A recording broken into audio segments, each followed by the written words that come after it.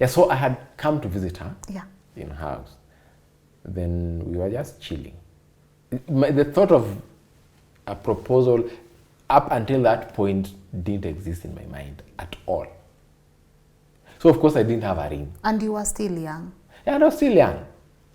And I'd just come to visit her, But then somehow the words just came out. I asked her, will you marry me, by the way? Without a ring? Nothing. It was not planned. I was actually having tea. She made me tea. She liked making me tea. And her tea was very awesome. Her tea was awesome? Yeah. Okay. So you were having tea? Yes. Then the words just kept my mind. It was a weird proposal. You said it over, you proposed over a cup of tea. Yeah. So they move around with the phone on video. When I enter the kitchen and I'm like, Mommy, I'm hungry. And they let's go to the kitchen with the video. So they go to the kitchen with the video. He gets food, goes back to the office, even. So the mother teaches him stuff like that. The mother prays for him before he sleeps. The mom does parenting on video.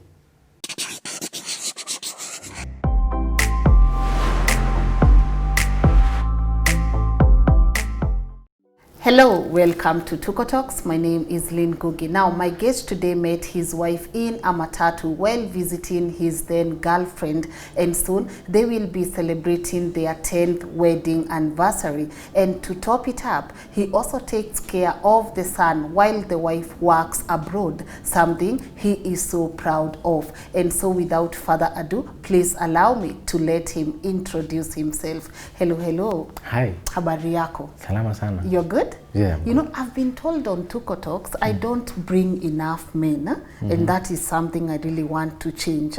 Yes, and I know people are dying to hear your story. So before you even go anywhere, please introduce yourself.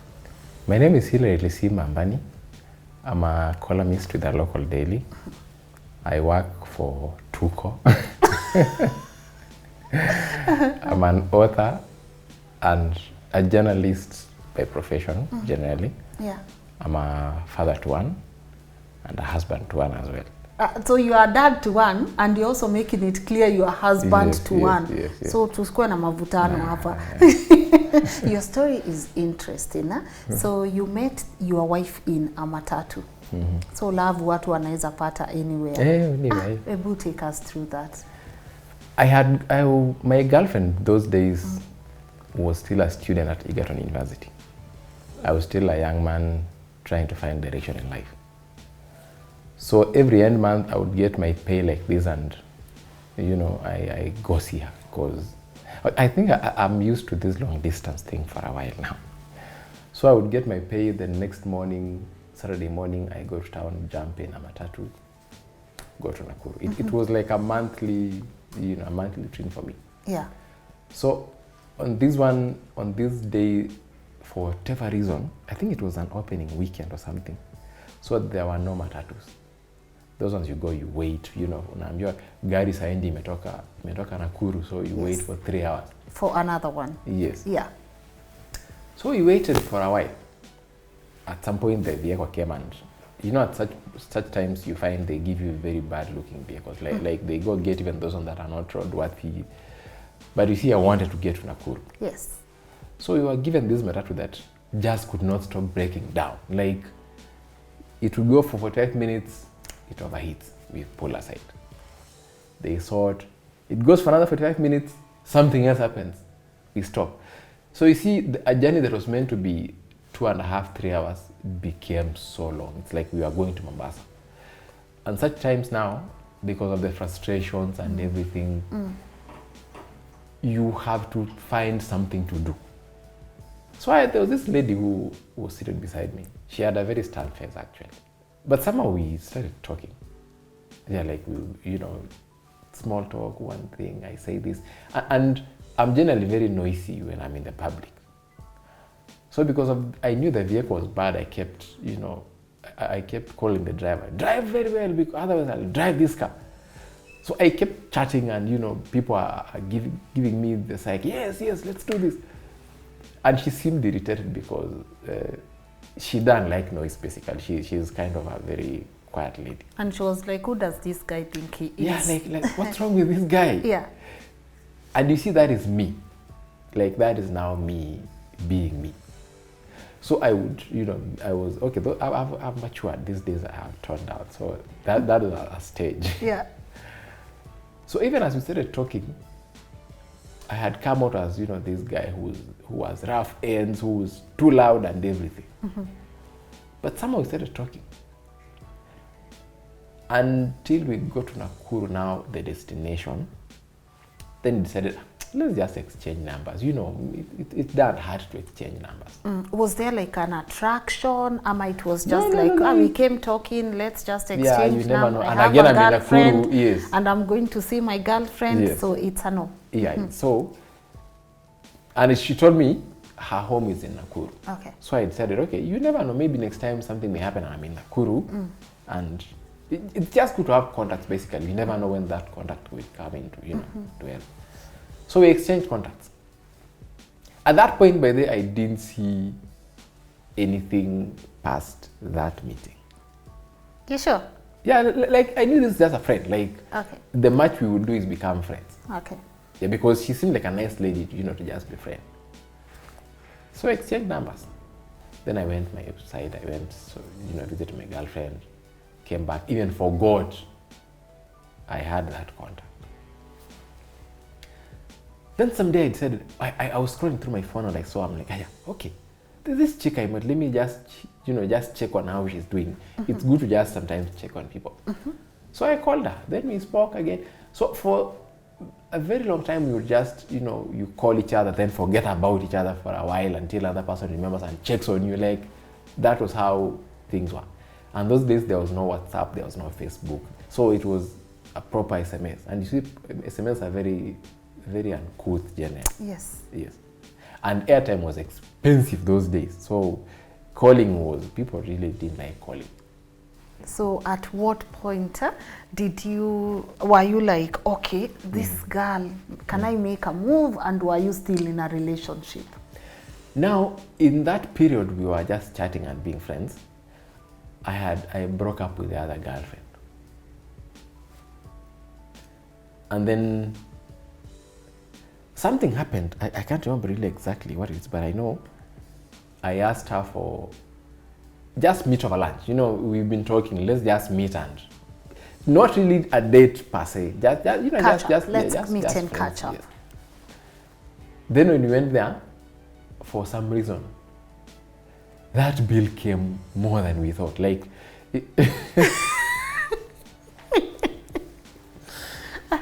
yeah, the bill was more, and we were like, what?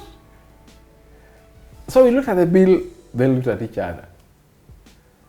Now we started, calling friends to send us money. For real? Yes. Like, that was our first ever meeting, and the bill, and it was supposed to, because she used to work night shift. So most times she would leave at work. She would leave work at 5 a.m. or 6. Then she wants to sleep the day. I worked day. So meeting had actually run away from work to just come. And say hi. Yes. Mkaamua kukula. Yeah, so we said. Namna pesa. So we ate. A meeting that was meant to be very short took about around 4. Yeah. Like, we've just been there talking. We don't know how time has moved. And there's so much we seem to have in common to just talk about, despite not even meeting, for a very long time. Until June to Kalipa bill, then we went our separate ways. So you just met casually as friends? Even after that lunch, yes, we were still friends. And we remained friends for, I think, 2 or so years. Yes. Yes. And again, she was single, but I was still all over. Ulikuwa tanga. Yes, yes. Okay. So somehow she maintained that single status for a while. So maybe I would go tell her about my chief. Hiya. Hey. Like, she became like the person, the confidant sort of. Like, yeah. Yeah. So you would go date, and then you would come and tell, I went out with this girl, and this happened, and she's just there listening. So when at what point did you guys realize, okay, I think me and you, we have something going on? No, what happened was, now because we had started now being tight tight buddies. I would always, if I'm free, I would always just go check on her. And I loved buying her pizza on Tuesdays. So I realized every time I'd go there, there was something, like she would take care of me, I'm like, yeah, okay, this mama has got something going on, eh? By taking care of you, what do you mean? Wash your hands? No. Like, you see the way you just come in and she set the table nicely. Wow. You get, like... Set some glasses, yes, you feel like, okay, this is so homely. Most times, so many chicks will just, you come and after let's get this glass. I'm on a partner now, that's the time she's trying to arrange. But I would go find her house is looking very nice. She's set up. Like, I don't know, pizza. I would feel like, hey, okay, I'm walking into a very nice... a homely. Yes, she was so homely, basically. So, and you see that time I'm still dating somebody else. And you're coming to tell her stories of your... Yeah. Oh, yeah. But she was a very nice So, woman. lakini msichana yenyewe pale alikuwa tu anakufa na tu feelings. At that point, I don't even know if maybe she wondered why I'm not even interested in her like that. Yeah, because she really was a nice chick. I'll tell you that. As in, she was even better than my own chick, actually, by the way.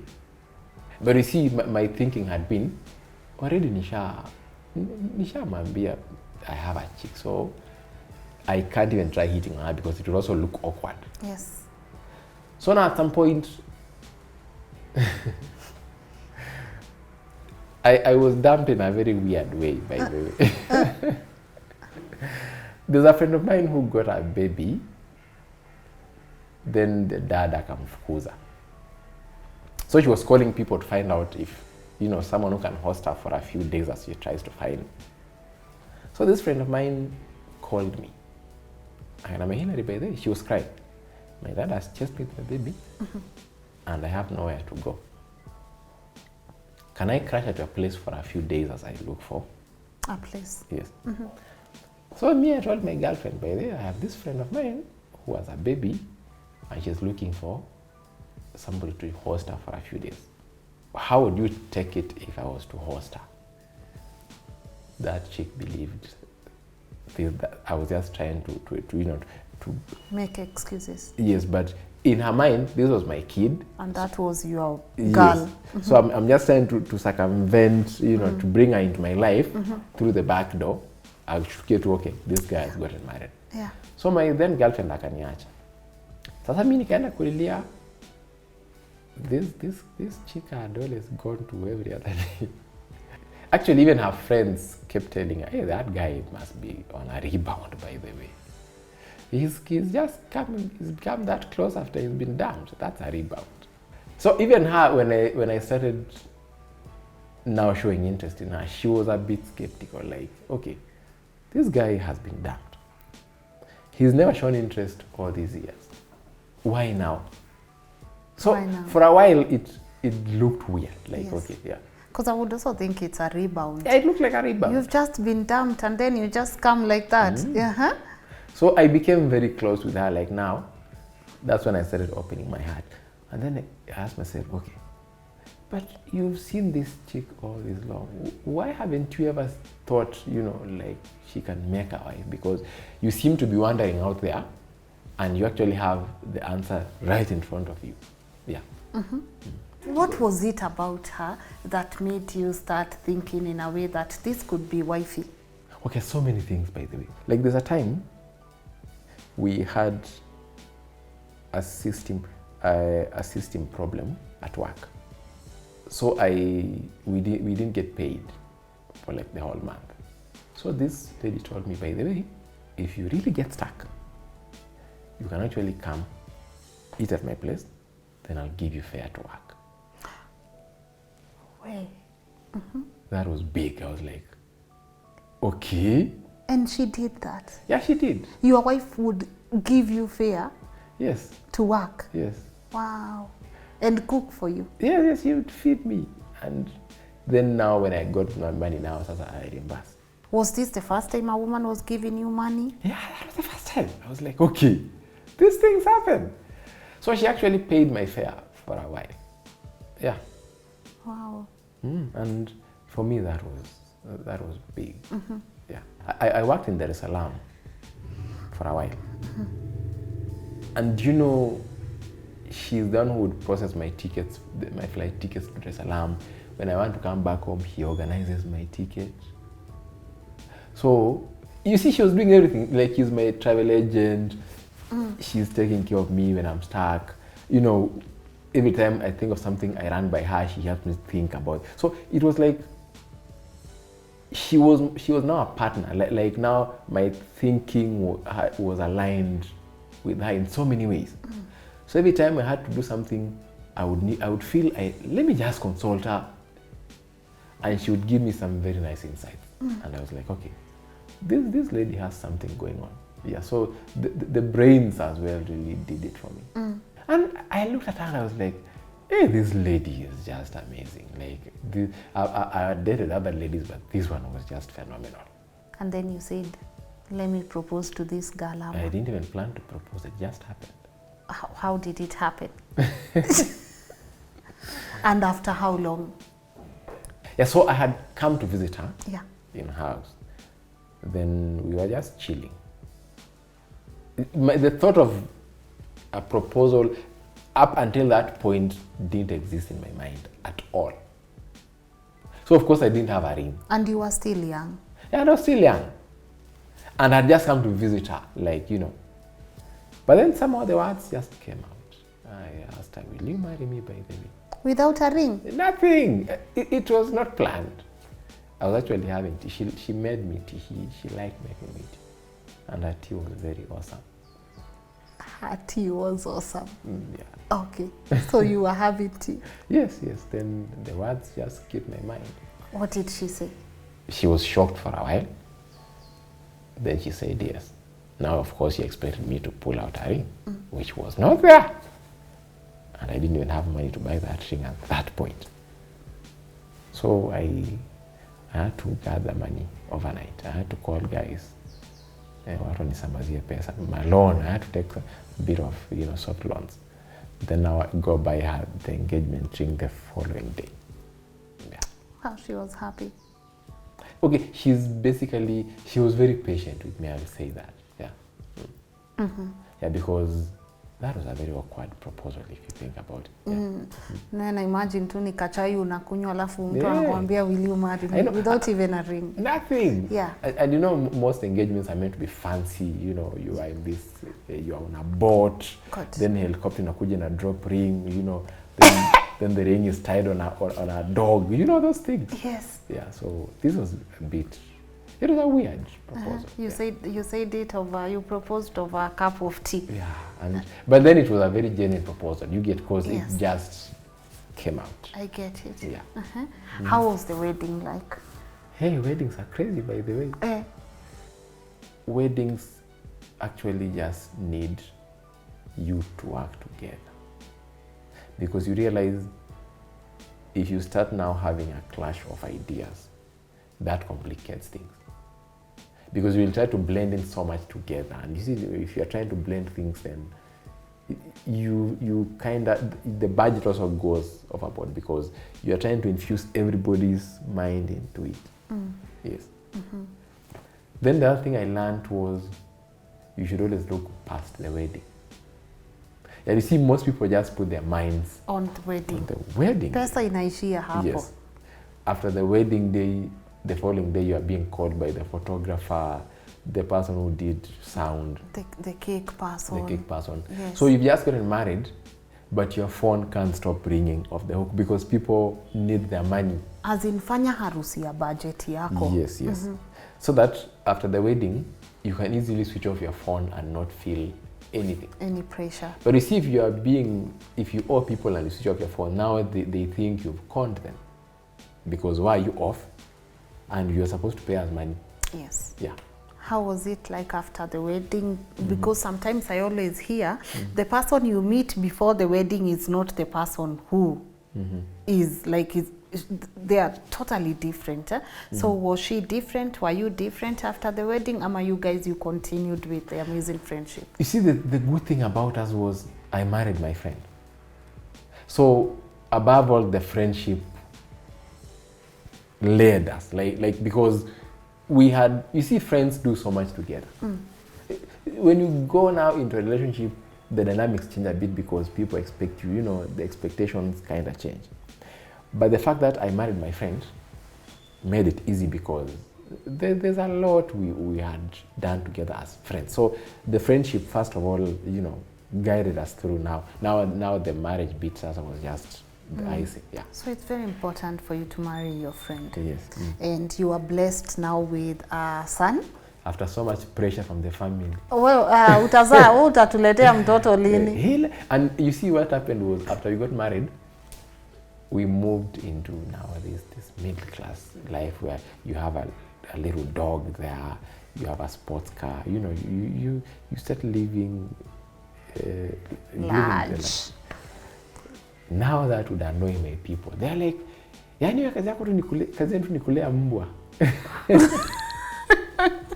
So the kid came in 2014 and you are married in 2011. Those are 3 years of, every time pressure.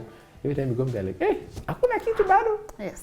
Yeah, so, but we stood, because again, I also wanted us to just enjoy that period. Like, let's also just have time for us before we bring in somebody else. So you see, the problem with most people is they succumb to pressure. And it's a mistake because you see, when this kid comes, nobody who pressured you will pay the fees. Nobody will clothe that kid. Nobody will be in hospital with you when that kid is sick. You will sleep in hospital alone with the kid. So as you're succumbing to pressure on the people, then the kid comes. Then no one now bothers with that kid. It's now your burden. So are you succumbing to a burden that only you will carry for the rest of your life? Because you see, a kid is a lifetime job. So pressure will come, but ask yourself, these people who are pressuring me, how much will they chip in? Forget even financial. You see, how else will these people help apart from pressuring you? Yes, because they put so much pressure. Exactly. When the kid comes, they'll be all over you the first few months, then now kila mtu anaenda zake. Yes. So now you have to start thinking about, raising this baby, being a parent, because again, you see, imagine getting married, you are still learning your partner, then now you still have to learn another person, another individual. Yes. Yes. So it needs you to learn your partner first. Take time and learn your partner first, so that when now a kid comes, now both of you know each other. And you will pay attention to this new being. To the kid. Yes. Another aspect of your story is that you are now the dad raising the son and the mom is away. So where is she and what happened? Even before I married her, because when you are still friends, she always told me, by there's this particular company I would just wish to work for. Everybody has those. Has a dream. Yes. And some dreams look far-fetched. But dreams do come true, actually. So she always told me this company, this airline in the Middle East that I would really wish to just work for. And if I get there, maybe I'll be happy. So I always knew. That was before I even started dating. I always knew this mama's dream is to work outside the country. Yes, for this airline. And she would apply and she by the way, apply job leo. Then I laugh it off. I'm like, oh, yeah, dream yako umeyaminia. Then that job, the response came that she had been offered the job in that exact company. So I looked at both, like, this is mama's ambition for so many years. Even before you met her? Yes. She always wished to do this job. And now it's come here. So why do I want our baby to be a stumbling block, to something that her heart desired so much? Secondly, I didn't marry her to kill her ambitions. I married her to complement those ambitions. Wow. So I told her, okay, in my opinion, because she wanted to decline the job. I told her, no, don't decline. Then she asked, I'm the baby. You can be, I'm the father, I'm still alive. And again, both of us were still new parents. So it's not like she knew more than I do. We were all learning the baby at the same time. So nikaambia, because both of us are still learning the baby. You are a novice, I'm a novice. I'll still learn this baby. So you go for the job. And the heart really broke for a while. Like so many times he would go back on that decision. Because, you know, it was one of those jobs where you are told we shall employ you, but you start working 3 months from now. Yeah. So in those 3 months, our heart really broke so many times. Wow. Are you still glad you made that decision? Yes, we are glad. It's a good decision because, again, you see the problem, most people I told that idea kept asking, so what, this mama and the baby will lose touch with each other. But you've seen how they spoke on phone. Yes. You saw how they were on video. Yes. They are super best tight. of friends. Yes. I even had them calling each other best friends. Yes. Because the problem was the distance would, you know, make Affect. the baby lose the touch with the mother.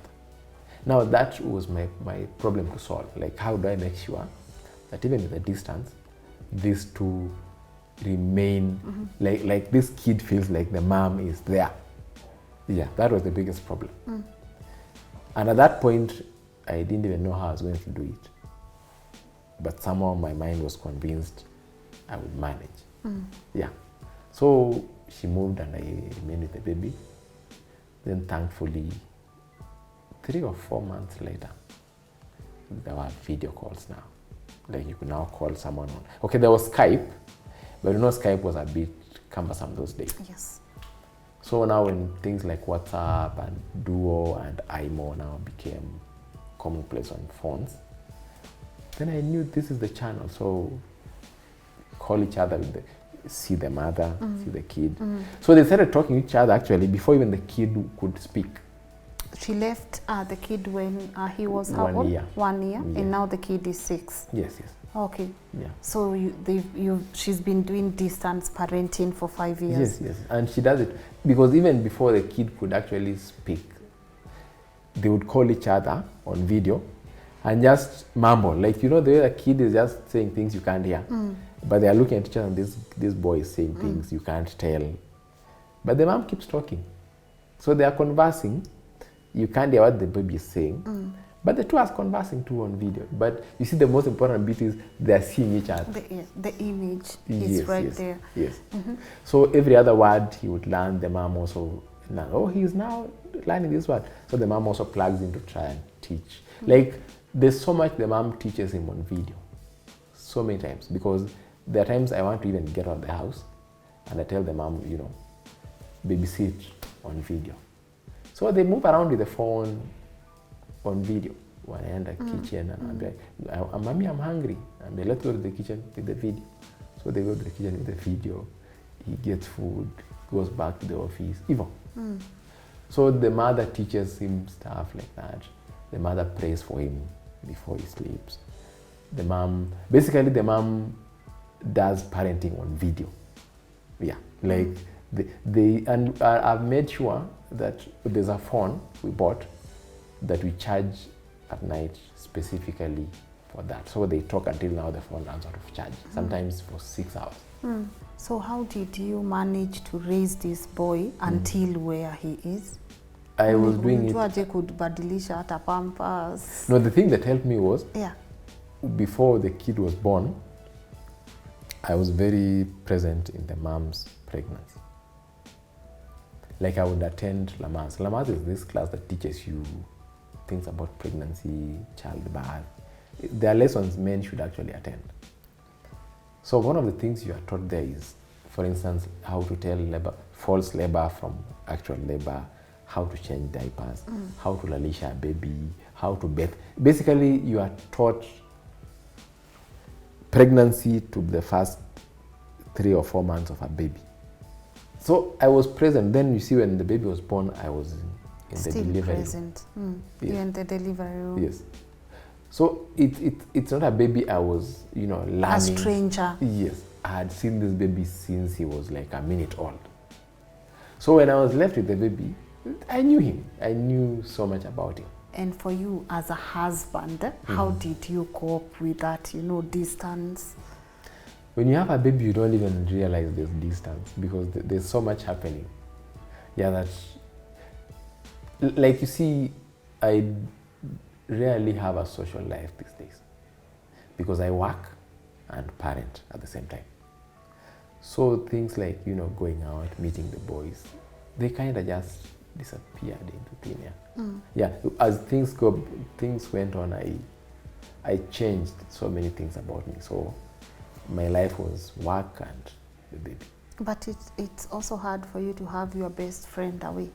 You see, before COVID happened, we'd always go there or she comes. So it's not like we were. And the good thing is she works for an airline, so it was easy to, you know, just to see each other on a regular basis. Yeah, it was easier. So it's not like she stays away for, you know, for 8 months. It was like month. We would see each other at least monthly. Yeah. In most cases, you'll find that when the wife gives birth, now it's the wife taking care of the child, the man goes back to work, the man goes sees the friends on weekends, the wife is there taking care of the kids. What's that important lesson about parenting that you've learned that other dads can adapt? You see, if the wife is taking care of the baby, the wife is learning the baby. You are not. That looks cool now when the baby is young.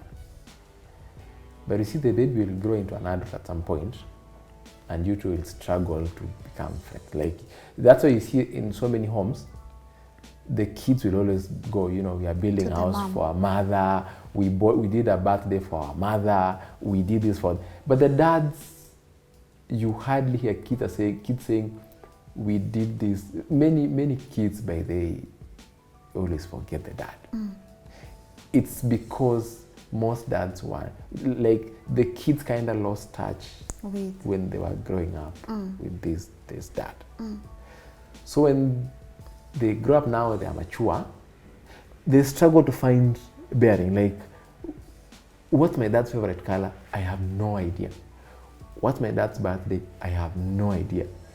You get like those things you find when the kid... So it looks nice if the kid is still young and, you know, you are all over having fun with the boys and everything. But then you are losing touch with that baby. So in short, be present. Yeah, just be present because the baby, and you see, especially if it's a boy, this kid needs to learn how to be a man. But from who? My kid can add water in the car radiator. Right now? Yes. My kid can switch the car on. Yes. Munakosananga? We fight because yes, we fight a lot because of the manner of when things happened like that. I had to kind of teach him how to mature because I wanted him to also, you know, help in his own upbringing. But I went overboard because now he sees himself like an adult. So many times I say things and he questions, like, "Hi, why you? Like, he doesn't go to Sunday school. He sits in the main service because he tells me Sunday school is for children." And he is also a kid. And he's a kid, but he tells me that's for kids. So you think that's one of the mistakes you made? Yeah, the mistake was he matured, so I have a little adult. So as we conclude, what are some of the tips that you would like to give our audience that have made your marriage and fatherhood successful? One is marry your best friend, like I said. Number 2 is you should be partners in the marriage. Basically, don't see somebody. You see, if someone sees me like now, if my wife was to see me like this is my husband, you see, husband looks very, it looks too casual. I mean, too official. Yes, too official, like husband. Yeah. But you see, if you look at each other like partners, we are in this together. Your success is. That's why I was okay with her, you know, progressing, because I knew if she's happy, the family is happy. Happy wife, happy life. Yes. If I stopped her, maybe she would have agreed, but there would always be something missing for her. Like, imagine I would have gone. You see, those regrets, like, do you know, I was not once meant to do this. And now you see, after I supported her, she also supports me. Like, so much as well. So we are both growing in our individual spaces, but then we still come together as yes, because we are more of partners. So if she needs, you know, my input in something, I give. If I need her input, she gives. So we help grow each other, because we don't see each other like husband and wife. We are partners. Yeah, we are partners. In this. Yeah. Then the other thing is, I think people attach value to money more than they should. Because I'll tell you for a fact, when you got married, you had to go on a pesa. We were just scraping by, and for like several years, yeah, like we would. She always says me, she likes the phrase I always told her, "We shall be okay." Yeah, we would really ground to a halt so many times, but then we never really took that as, you know, like a stumbling block. Now hatuna pesa, what do we do sasa? We would always believe it's money. Somehow it's seasonal. We'll make some money. So right now we are doing much better than we did those days. You are growing together. Yeah, we've grown really much. And we realize that would have broken us kitambo sana if it was money by the way, because we've really had bad days. Yeah. And you conquered. Yeah. And I'm assuming hata kama yuko karibu mna fightingi. Yeah, we fight. And you make up. Because, okay, see, I've always said, if you are fighting and you can still call each other baby or you know, those sweet names, you people are doing okay. You're doing okay. Yeah. And it would be unfair for us to end this show without you sending her a sweet message, because I know she'll definitely watch the show. So, ebu ambia babe sweet words hapo. You can look at the camera. I've always described her in very few words. Yes. Like, there's no me without her. Where? Amesikia. There's no you without her. Yeah. That's the message you would want her to know. Because a lot of who I am now is attributed to her, and a lot of what she is now is attributed to you. Yeah. So you are an amazing team. Yeah, we are a team. Yes. And you are celebrating your 10th anniversary this coming in April. Yeah. So I hope we will be invited. Yeah, we shall parade some of the things we've carried through the years for. Yes. We have stuff we've kept for in those 10 or 13 years. All right. Your parting shot to our audience? Marriage is beautiful if you marry the right person. Yeah. Marriage is beautiful. If there's that bit of if you marry the right person. Okay. Yeah. All right. Because not everybody is right. Yeah. We'll be back for another segment so we can discuss who is the right person. But thank you so much for taking your time and opening up to our audience. It's always incredible to hear these positive stories because I cannot tell you the amount of stories that we do that sometimes crush you. But when you sit down and you hear a positive story, that makes you believe there's still hope in marriage, there's still hope in humanity, and you're also doing an incredible job. Yeah? So where can people find you on social media? I'm very loud on Facebook. Loud, yes. As Hilary Lisimba Ambani. Yeah, that's where people can find you. All right, guys, so mmesikia. I hope you guys, you've been motivated by today's episode of Tuko Talks. Marriage is beautiful, but only if you marry the right person. Ukweli, I don't have anything to add. I've been motivated to. Always remember, you can share your story with me on Tuko Talks. Email is pinned on that comment section below. My name is Lynn Ngugi. Till next time, bye-bye.